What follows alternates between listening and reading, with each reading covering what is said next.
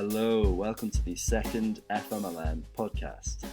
My name is Angus Waite. I'm the Head of Engagement and Innovation at the Faculty of Medical Leadership and Management, and I'm delighted to introduce this second podcast, which features a discussion between Alexis Hutson and Sanjay Agrawal. They'll be discussing a leadership development framework and how using such a framework can help clinicians to understand their own leadership style and perhaps their own weaknesses better, and consequently to help them make better decisions, particularly in the highly complex world that we now find ourselves in.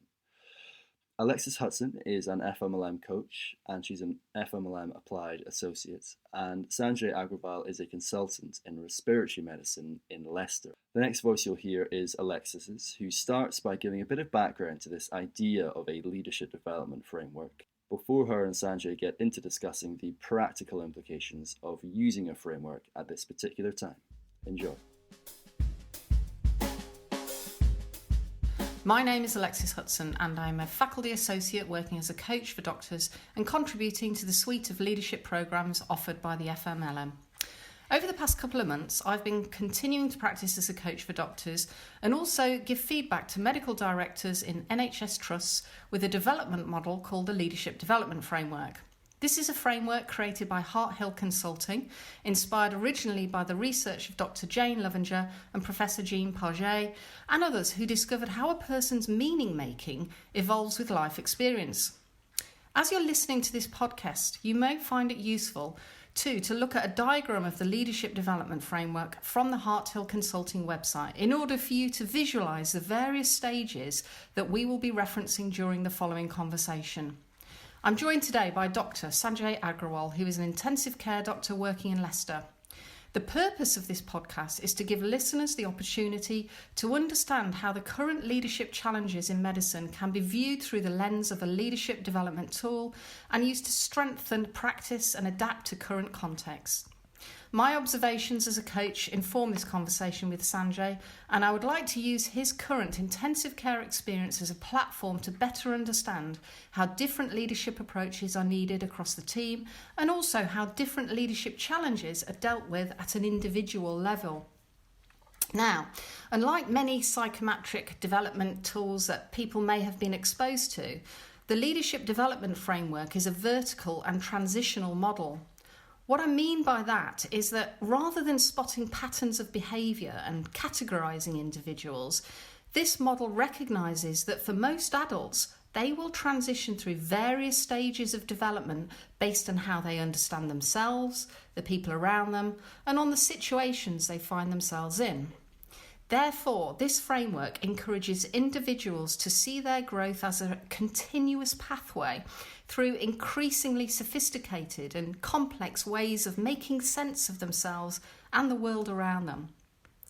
Now, the Leadership Development Framework has 9 action logics, as we call them, and they mark the various stages of development we may pass through. For the purposes of this podcast, we will largely focus on the action logics of expert, achiever, and strategist, although we may well reference the others as we chat.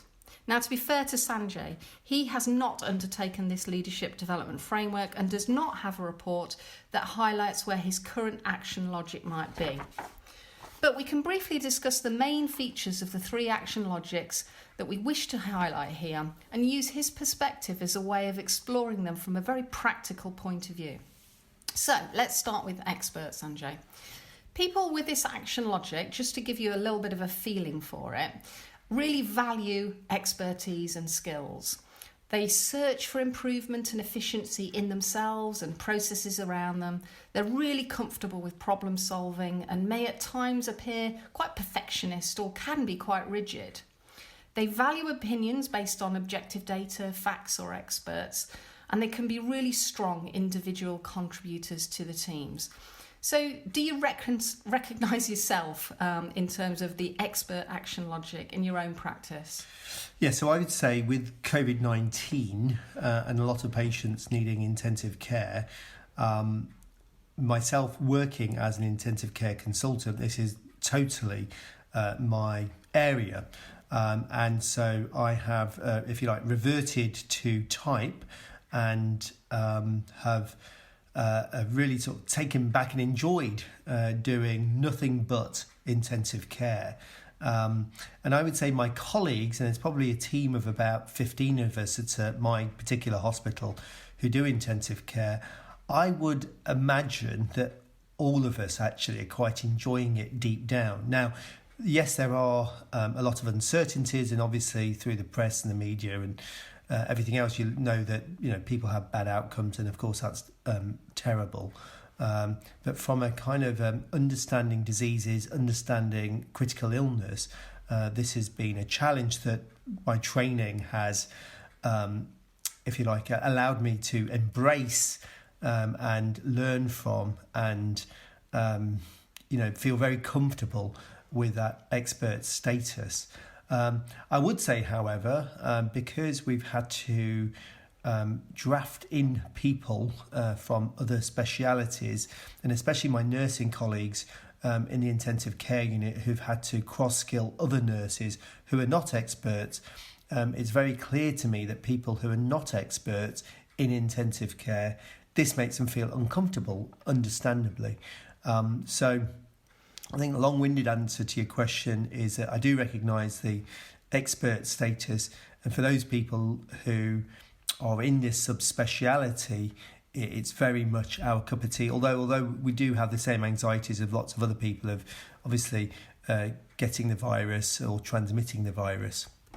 That's great, and it's really interesting the way that you reference, if you like, coming back to that level of expertise, because what the leadership development framework is quite keen to sort of show really is that as we transition through and we develop through different action logics, we don't let go of earlier action logics. So that expertise, that expert action logic will have been established within you probably many years ago and has been lying within you for all of that period of time. And then later stage action logics have been developed in more recent years. But you're quite right, when we have the opportunity to, if you like, dial back to that original expertise, it can be quite a nice comfort zone. So in terms of other people around you then in the intensive care unit and that kind of action logic about expertise, you can see people who are quite uncomfortable because they're in outside of their comfort zone, and you can see people who are quite comfortable. In terms of the contribution that makes to a mixed dynamic within the team, how do you see experts playing in this world? Yeah, so amongst, if you like, the expert group, because by and large we're going to be, we recognise that we're more comfortable, and of course some of us have been consultants for a couple of decades or more. We can help others out who may not be quite as comfortable in their status as so-called experts in this model. So I think actually it's been quite useful because, as I say, we can help others through it. What's interesting for me is that there's another colleague of mine who's not done intensive care probably for about 30 years, who went on to become a medical director, and he's now rejoined us, helping us with communicating to families. And he and I were just, in fact, chatting this morning about the fact that he feels really comfortable coming back into the intensive care unit, and although he's not done it for 30 years, he understands all of the sort of technicalities of the data that we analyse, and he can then discuss that with patient families quite easily. And so it's a bit like riding a bike. Probably the best way of describing this is like riding a bike. You've not ridden a bike for 20 years, but actually you get back on it and it's absolutely fine, and you realise how much you enjoyed it. Lovely, that's great. Okay, so let's move on to the next action logic in the framework then, which is known as achiever. Now, people with this action logic are really keen to get involved in objectives and strategic goals, and they're really quite focused on delivering results by the most effective means. they're quite focused on action and the success of getting things done. Now, that's not to say that experts are not concerned with getting things done, but the achiever is interested in getting things done in a wider sphere. So they might initiate activities, they will be keen to involve others, and they can actually come across as quite driven, and themselves they can feel quite guilty if they don't meet those objectives. So they're really keen to be adaptable within the team, and this is always concerned with, if you like, the objective or the strategic goal of the unit, the department, or the organisation. So again, how do you see yourself deploying the achiever action logic in your current working environment in intensive care? Yeah, so again, with the COVID-19 outbreak, all of us had to adapt very quickly, and very early on in this, once the data was coming from Italy and we all knew this was going to be coming to the UK, we in our intensive care unit had to prepare. And in our cohort of intensive care consultants, it was very clear to me those people who were the achievers who recognised what was coming down the line, and they wanted to prepare. So, for instance, they wanted to show the others how you don and doff personal protective equipment. Yeah. How were we going to intubate patients on the ward? What were our processes going to be? What have units in other countries done who were a couple of weeks ahead of us? You know, and those people in our team were quite obviously the achievers who kind of did that addition. They weren't just sort of waiting for it to hit. They wanted to prepare and do things in the best possible way so that we could manage these cases when they came through. Now, for me, I did some of that, but I was also able to sort of, in some ways, sit back and let others lead, and I was quite comfortable with that. I'd also recognise that they only had a finite amount of time before they moved on to something else, so then I could take up the baton and then carry on with that work in terms of preparing other people in other departments other than the intensive care unit for what was coming, and try and tool them up so they could do, for instance, cascade training on COVID-19 and personal protective equipment. So I do recognise that achiever status both in myself and in other people.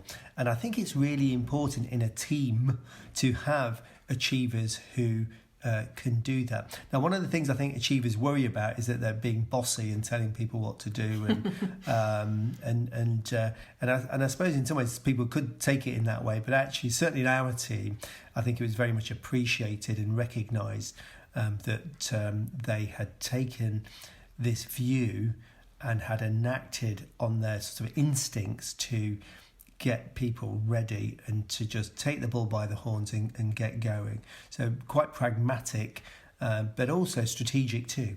Yeah. And I think that really sort of chimes with the research and the data that sits behind this leadership development framework out of Harthill Consulting, that from all of the people that have been profiled over the last 20 years or so, then the largest proportion of people sit in the expert and achiever realms and action logic. So you need a lot of experts, you need a lot of achievers in the workforce for very conventional, obvious reasons, really. So what's interesting for me then, really, I suppose, to just tease out a little bit more about achievers is that you started to touch on it a bit then, is that perhaps sometimes they can come across a bit bossy or maybe a bit heavy-handed. Is there any moments that you can think about where you thought that perhaps the achiever action logic wasn't quite what was needed, perhaps? I would say it's hard for achievers because sometimes they have to convince people, maybe the experts, that something needs to be done differently, and sort of now is the time to do that. So I suppose there'll be times where there's a false alarm, and for achievers, they want to do something because they think it needs doing right now, and it's not. So there's always this fine line for achievers in terms of when to do something and when not to. So what was this? Did that answer your question? No, because I know that's really interesting, because I think what's sort of underlying this conversation, if you like, is we're not talking about hierarchies here. We're not talking about achievers being line managing experts. I mean, that might of course happen. What we're talking about here is a diverse, dynamic group of people, some of whom might be experts, some of whom might be achievers, and there is no sort of prerequisite that it's the achievers who happen to have the responsibility for leading in this moment. So that creates a kind of another interesting element to this that shoves us into the space of influence, really, doesn't it? Yeah, so I would say that these particular people I'm thinking about, they led the they initiated the training and led the training initially, say for the first week. And then the idea was it was then other people took up the baton.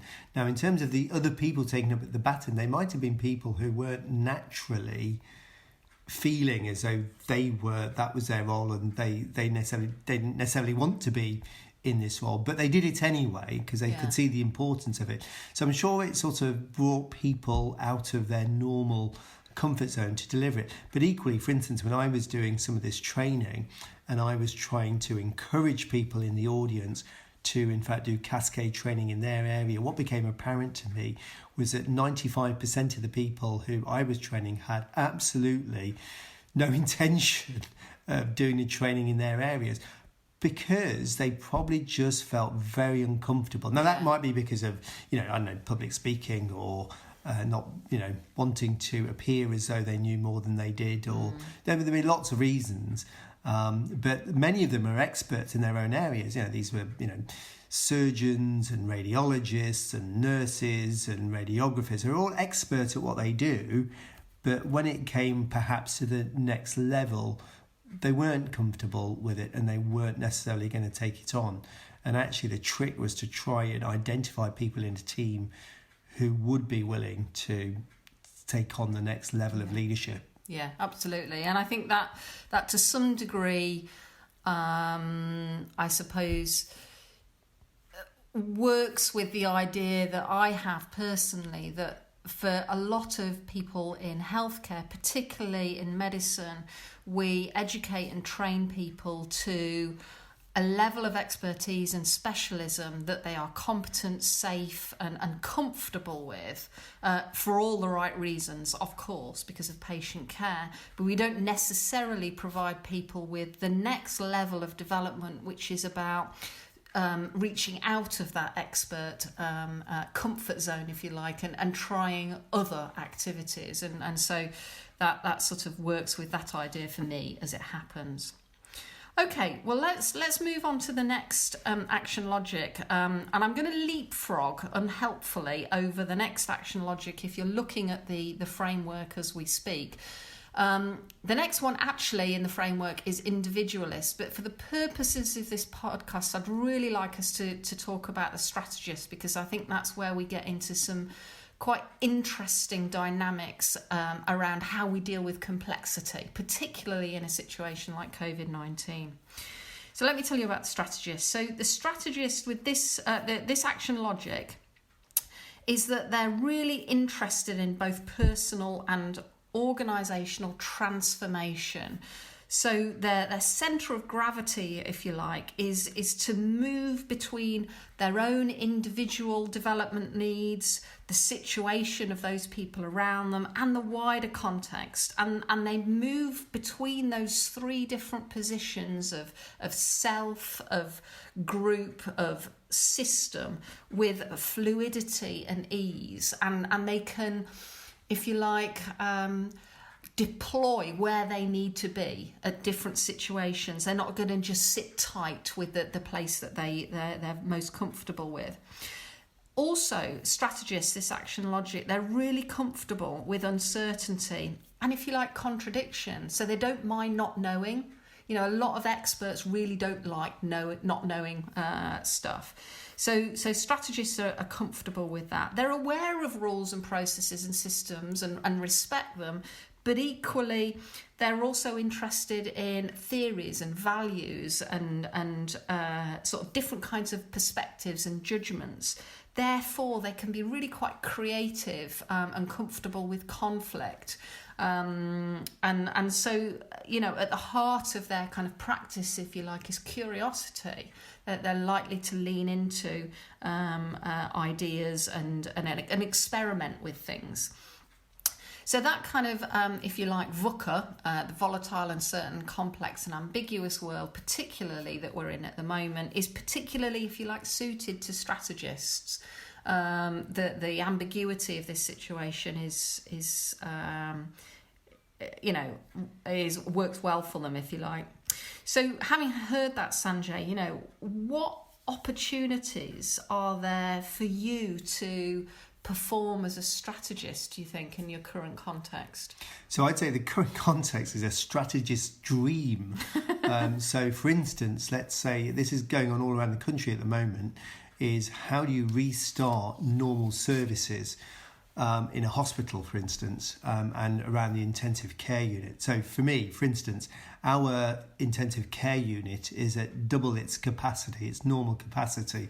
So we have a what we call a surge rota, which involves doctors in training and consultants doubling up their normal hours so that we can staff the intensive care units and all the overspill areas ongoing. And we've been doing this for the last 6 weeks or so. And really the question for us now is, how do we de-escalate? So how do we, as fewer patients need intensive care, how do we reduce our footprint physically? How do we restart normal elective surgical work and other work that needs intensive care back up? How do we redeploy staff who have come to us from other areas who now need to go back because their services are starting up?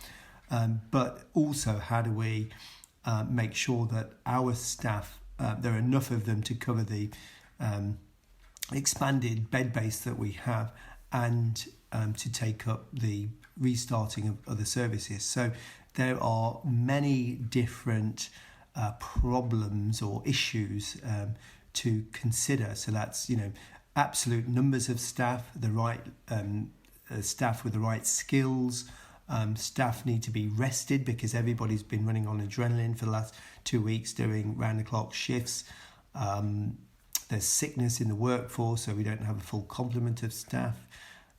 We have to cohort patients into clean areas where they are definitely COVID negative and make sure they don't pick up COVID from other patients in our COVID areas.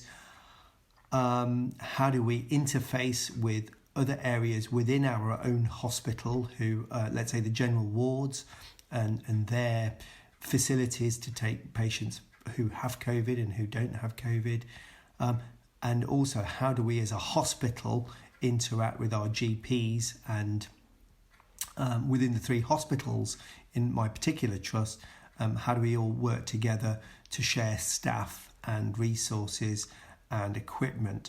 So there are multiple pieces of this jigsaw, which, as I say, are a strategist's dream. Now, as a strategist, you will be aware of your own individual skills, what you need to do, how you interact with other people in your direct team, but also in other teams. So, for instance, I need to understand the needs of my colleagues on the intensive care consultant rota and the trainees, as well as understand the pressures on the nursing rotas, both in my hospital and in the other 2 hospitals.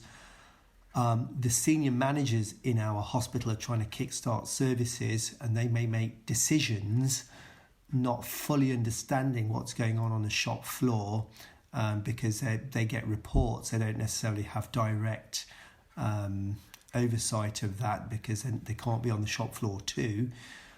So how do you connect all of these things? So from a strategist standpoint, I have to be aware of myself, my immediate surroundings. I have to be aware of my colleagues and the interacting teams, and I have to be aware of the strategic needs of the organisation to get services going again, and how different parts of the system are interacting with each other, including primary care. So I would say, if you're a strategist, this is just a dream if you get to play. Yeah. I think what sort of underpinning a lot of what you say about the kind of, how we restart and the complexity of that environment is that actually we've never encountered this before. We've never had to face this situation before. It's unprecedented and and therefore it's unpredictable. And actually one of the frameworks that we often use when we're talking about the leadership development framework is the framework by Dave Snowden, which is called the Cynefin framework, which is a really helpful model for understanding the ways in which people can make decisions. And I'll give a reference to that at the end of our podcast. But the premise of it is that, when we're in a predictable world, it's relatively straightforward to categorise and to make good decisions about how we should proceed forward, because it's been done before, or at least somebody else has done before, or at least there's a system or process to follow. So it might be obvious, it might be complicated, but it's relatively straightforward how we should proceed. The situation that you find yourself in now in terms of startup is that we've never had to do this before, and it is incredibly complex. And so what we can't apply is a best practice, because it's never been done before. So that level of complexity is great for the strategist, because the strategist is okay with the unknown. They're okay with not knowing how to do this, and so they can in a nuanced way, incrementally probe their way into the problem and gradually formulate ways of doing things through trial and error and curiosity and experimentation in a way that perhaps is unfamiliar to how we do things normally in healthcare.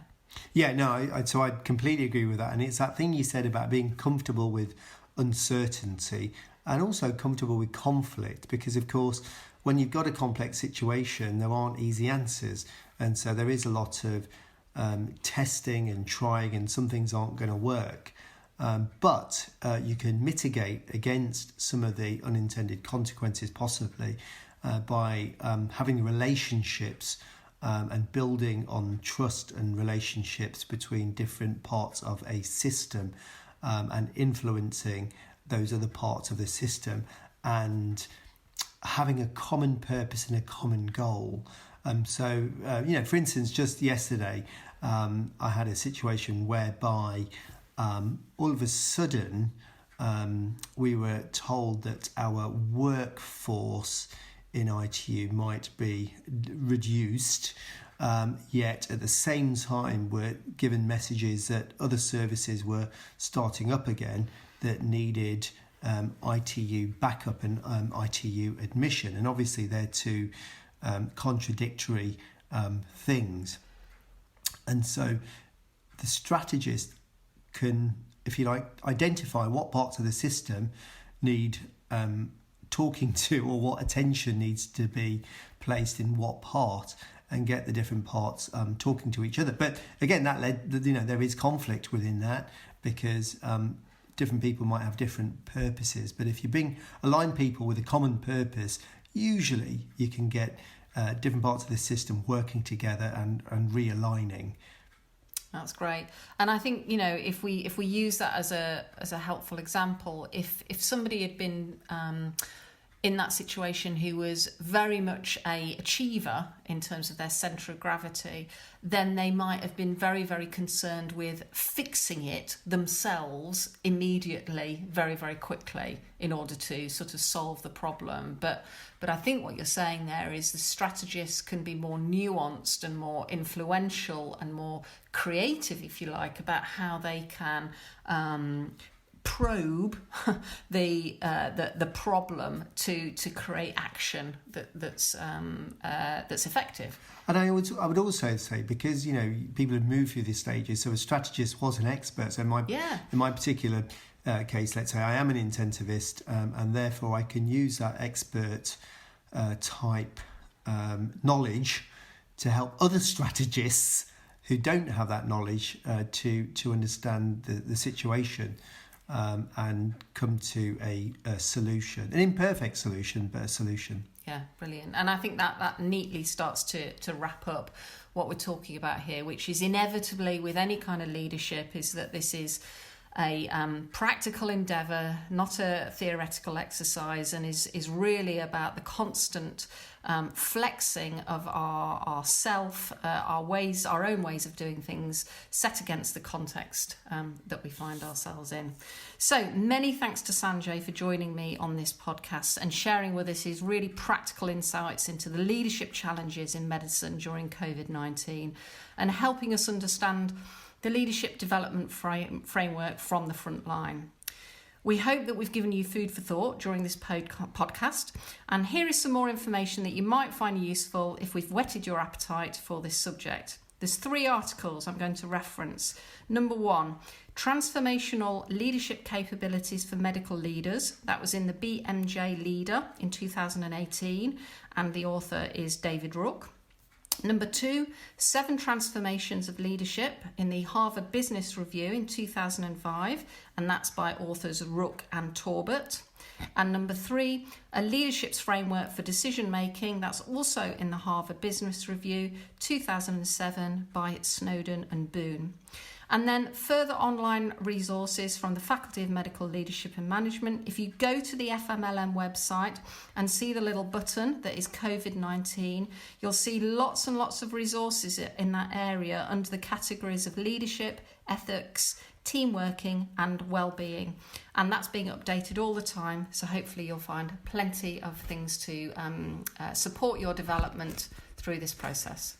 Well, thank you so much, Alexis and Sanjay. What a fascinating discussion. And thank you for the recommendations you gave at the end as well. Alexis is right. Our website is being updated all the time with new relevant content, particularly within the world that we're living in at the moment with reference to COVID-19. So do check that out. If you'd like to read more about the work that Alexis Hutson does, you can go to alexishutson.com. And if you're interested in putting together a leadership development plan for your organisation, then do contact FMLM Applied. Find out more about the kinds of work that FMLM Applied do at fmlm.ac.uk/applied. Well, thank you for joining us. Stay well and do tune in next week when we'll be featuring a really fascinating discussion between Peter Homer, who's the Director General of Defence Medical Services, and Peter Lees, the FMLM Chief Executive. Bye-bye.